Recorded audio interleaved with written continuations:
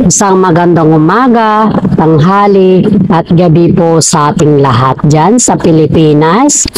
Sa mga subscribers ko po na sumusuporta sa aking content, maraming salamat po sa mga parents po natin, papananay, tatay, lola at lolo, kapatid, kuya, ay maraming salamat sa suporta na binibigay niyo po sa aking content.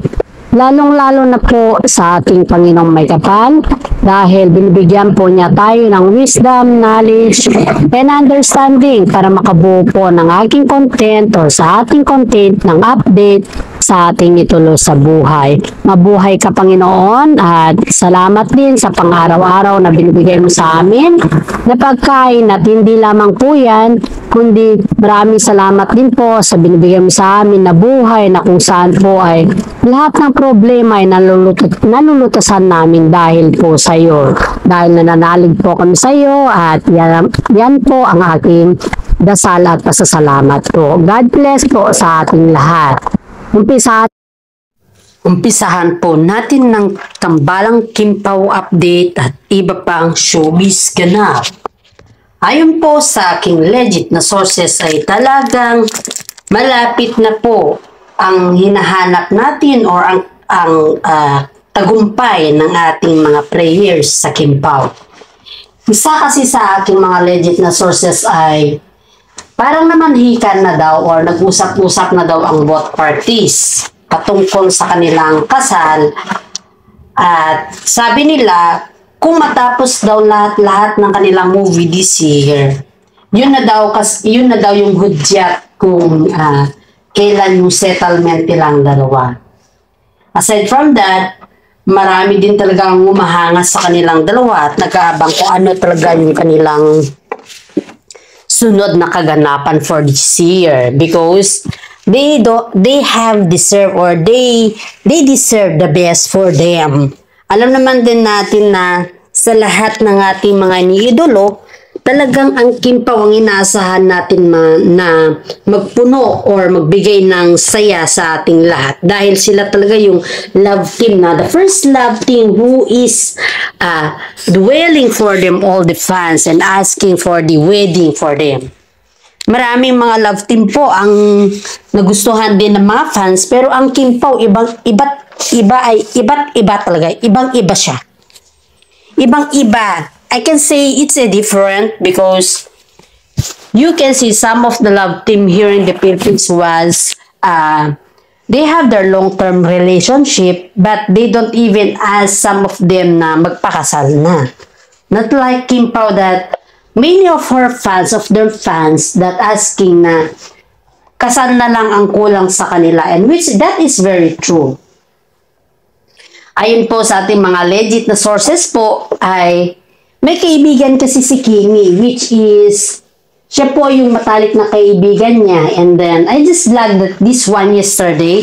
I just repeat it dahil marami ata dito ang hindi kumbaga is hindi nakapansin dun sa vlog na sinabi ko na may kaibigan si Kimi na iyon ay napakamalapit sa kanya. Ayon po sa kanya, I just asked her yesterday again about if the news is very legit or is it just only for the alam mo na. But she suddenly told me that that is legit pero hindi pa naman talaga sinasabi yan sa SOCMED dahil wala pa naman kasi tayong konfirmasyon sa date or kailan talaga magaganap yan. Pero they are just preparing. Paulo is already preparing himself to commit with Kim too. Yan po yung sabi ng ating legit na sources na kung saan ay malapit na kaibigan ni Kim yan. Aside from that, we asked also Paulo. We asked his friend, but not Paulo in personal. We asked his friend because kasi pag-uusapin mo kasi si Paulo, ngiwi lang yan. At saka paminsan-minsan, hindi naman niya nagsasabi ng ay ganun lang yan si Paulo. Hindi yung kagaya ng mga iba na na yung talagang papatulan ka sa mga tanong mo. Hindi. Yun yung different kay Paulo here in showbiz. That is the big difference. Kasi pag magtanong niyo mo yan si Paulo is parang, kumbaga, limit lang yung kanyang sasabihin. Napaka-limit. Hindi kagaya ng mga ibang tao na talagang sasadyain ba. Kaya nga, pag gusto mong malaman yung mga detalye about sa Kim Pao, ay sa mga ibang tao ka na lang magtanong. Gaya ng mga kaibigan, halos na Kim Chu ka magtanong. At pag yung kasi yung gusto mong tanongin about kay Paulo, ay hindi mo yan matatanong ng maayos si Paulo. Hanggat hindi yan nakasama at hanggat hindi yan nakasama mo ng matagal at yung may mga banding ba na halimbawa, mga boys banding ba, yung inom dito, yung something, konting inom lang, parang ganun. Is, at saka nakasama ka niya ng matagal, dyan din si Paulo makukuha mo, dyan mo din siya, kumbaga is, kikilalanin ka niya muna bago siya mag-open up about sa kanya. Sa'yo. Yun. Ganun. Yun yung pansin ko sa karakteristik ni Pao. And yet, maraming nag-aabang sa atin at marami din mga content creator po na nagsasabi na si Paulo na daw ay umamin. Which is hindi pa na honestly speaking yan. Sa totoo lang, hindi pa naman umamin si Paulo pero naririnig mo lang yung mga sinasabi nila sa kanilang mga friends at hindi galing sa kanilang mismo ba yung nabibitawan nilang salita na sinasabi lang nila pag sila ay may gustong kumbaga gusto nila na may mga kausap at doon din naman sila nagbibigay ng mga idea at yung mga friends naman nila na legit na kasama din natin at friends din po natin ay yun po yung ini-interview natin para magkaroon po tayo ng mga maibabalita tungkol sa Kim Pao. Okay guys, dadako na naman po tayo sa tinatawag na inggit. May sa showbiz talaga guys, hindi natin maiiwasan yung mga inggit factor ba? Simula nung binag ko to kagabi yung about engagement is waving tapos about sa Kim Pao is may isang actress na nainggit. Sabihin na lang din natin nainggit kasi yun naman talaga yung totoong term sa kanya. Nainggit siya. We don't know if that inggit is saan nanggagaling yung inggit niya kay Paula Avellino or something else or kay Kim Chu dahil she's treating like yung parang alam mo yung walang kwenta, parang ganun siya. Kasi nga, di ba nag-vlog ako kagabi about sa yung engagement is waving kako. Yun po yung vlog ko kagabi and then there was a sudden lang na nag-PM mismo sa akin yung actress na yun and then ang akala ko naman is siya. Ang akala ko naman is yung supporters siya ba? Kasi ako kasi 'di ba pag isa kang content creator, may PM kasi yan yung mga YouTube natin, may mga PM tapos binigay ko naman tong Facebook ko. And then at saka yung hindi ko na binigay yung Instagram ko. Facebook lang ang binigay ko. And then, yung pag-PM niya sa akin is, ang tama ba naman ang sabi? Hindi ako magsabi kung anong pangalan kung sino po siya na actress na ito. Kasi, alam naman din natin na mahirap naman sa showbiz. Pag sabihin niya, kahit maganda yung intention natin, kahit sabihin natin na binag natin siya, baka sabihin niya sa akin na naninira ba ako, naninira ng puri ba? Yun yung mahirap. Hope you understand guys because we're in the SOCMED area, okay? Kaya ko lang to sinasabi, to make it clear, to let the actress know na mali yung kanyang ginawa. Mali yung kanyang pag-judge sa Kim Pao at mali din yung ipipm niya ako para tanongin kung sino yung legit na sources ko. That is parang kumbaga embarrassing naman yung kasi. At saka kaya ko din to iba-vlog or sabihin sa aking vlog para malaman din po ng mga ibang mga judgmental na tao dyan na hindi lahat ng bagay ay i-judge nila or hindi lahat ng nakikita nila ay i-judge po nila. Okay, ito na ang text niya sa akin. She's asking about kailan daw yung kasal at bakit daw ganon kabilis? Hindi pa naman daw sila confirm na sila ng dalawa. Yun yung kanyang chat sa akin. Which is, ang sabi niya, hey, good morning content creator. Ito yung message niya. Hey, good morning content creator. I just confirm about the content that you said yesterday because I just very curious about it. Is it that's true that Paolo and Kimi are arranging their engagement? Can I ask where did you get that info and can I ask who's the informant? Because I want to know who's the informant of that news. I'm just very curious why they are just getting engaged and yet in the public they don't even accept or they don't even say it in public that they are both together already. And then they just engage. Shame on them. Can you please ask the informant if that is came from them? Okay? Thanks. That's a big B for them. Okay? Okay. Thank you for the updates. Yan po yung kanyang message. Nagmura pa siya or nag-say ng bad words. And then, all of the sudden, parang galit-galit na siya sa mundo eh. Pati ako, dinamay pa niya sa galit-galit niya. Ba't kaya hindi niya nalang tanungin yung mga kanya, no? Or, naiinggit lang siya kasi nga, may dulo na yung hinahangaan natin, may ending na yung inaabangan natin na tao, di ba? Pag nagka-ending kasi yung mga inaabangan mo, expect mo na yan na maraming maiinggit sa'yo and that is called inggit sa kanila. Inggit pikit, kaya walang napapala. Okay.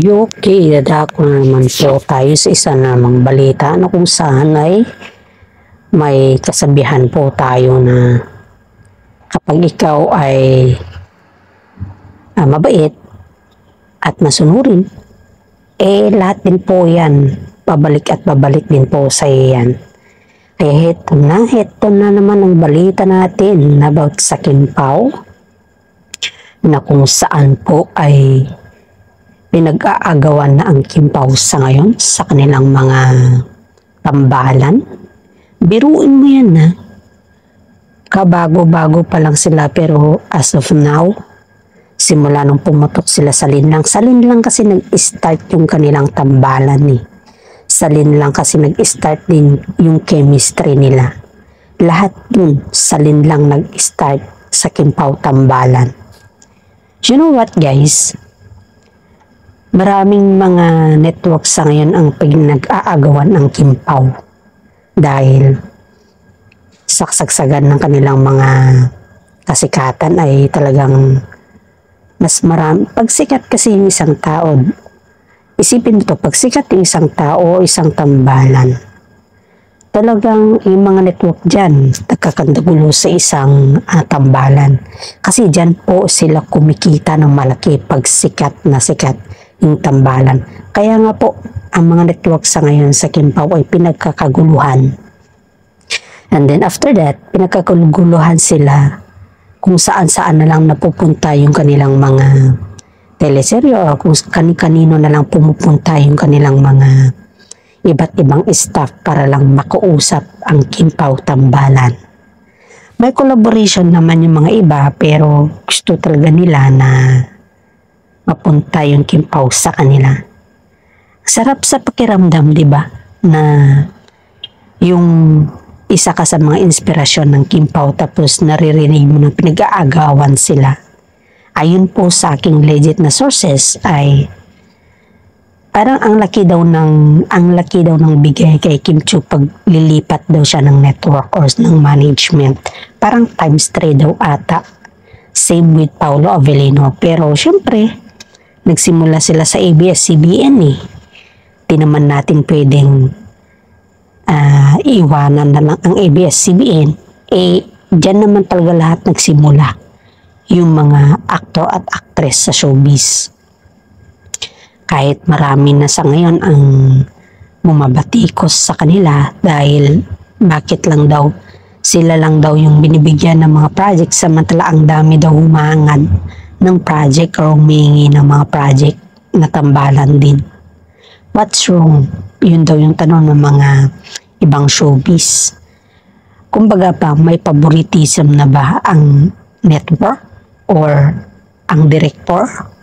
Yun yung mga tanong ng mga ka-showbiz nila sa SOCMED. Hindi naman nila pinaprangka yung mga management nila or sa mga network, pero they just talking in the SOCMED. Doon kasi nilalabas nila yung nasa saloobin nila, and that was some of the actor or actress in the showbiz is releasing their opinions through SOCMED, at hindi nila kasi kayang ipaparating or kausapin ang kanilang mga management dahil siguro nahiya naman sila. Aside from that, binigyan din sila ng mga ultimatum ata, parang ganun. For just the respect, for the respect of words. Yung salitang respeto ba? Yun siguro yung nagdala sa kanila. And now,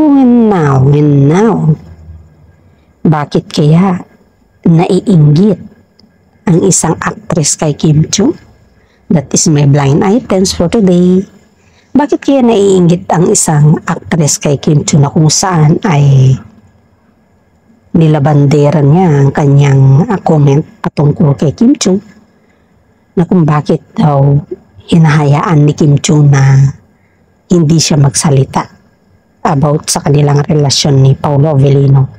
At di lang yan, ang daming negative na sinabi niya kay Kim Chiu. Ang dami din nambas sa actress na to dahil sobrang inggit niya, kaya yun, binas din siya.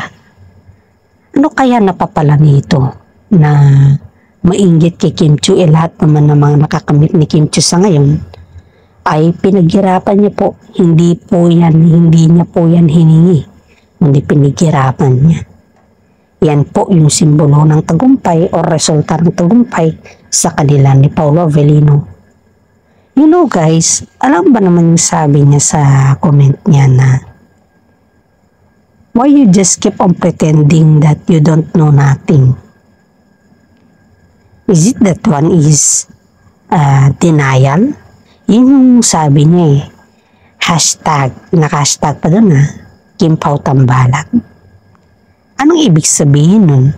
I-comment down below nyo lang po guys kung ano yung gusto niyang sabihin dun, kasi ako, may opinion ako dyan, pero hayaan ko po kayo na mga supporters natin or kahit di natin supporters dyan, hayaan ko po kayo na mabigay po kayo ng sarili ng opinion sa aking vlog at sa content ko po na ito. Huwag naman po ninyong kalimutan guys na mag-subscribe sa akin, mag-like, mag-share at mag-comment sa akin vlog dahil isa po yung malaking tulong para din po sa akin. At hindi lamang po yan, huwag kayo din po mag-escape sa aking mga ads. Heto na. I-comment down below nyo lang po kung sino yung actress na yan. Ang dami kasing naiinggit kay Kim Chiu at saka Kim Pao sa ngayon. Dahil kaliwat kanan po yung kanyang endorsement, kaliwat kanan din yung kanilang shooting, kaliwat kanan din yung kanilang project, at kaliwat kanan din yung kanilang mga biyaya. So ibig sabihin yan, kaya maraming naiinggit sa kanila. Pati nga pa yung mga old na actor o actress dyan na veterano, talagang pati sila naiinggit, pero they are just pretending na hindi sila naiinggit sa lagay na yan. And now, we know already the fact na inggitera talaga yung mga kagaya nilang aktor o actress sa showbiz. Hindi mo kasi yan maiiwasan, lalo't yung kiniinggitan mo mas maraming blessings kumpara sa'yo. And this is for today. Thanks for watching at sana naman nagustuhan mo po ang aking content. Maraming salamat at God bless po.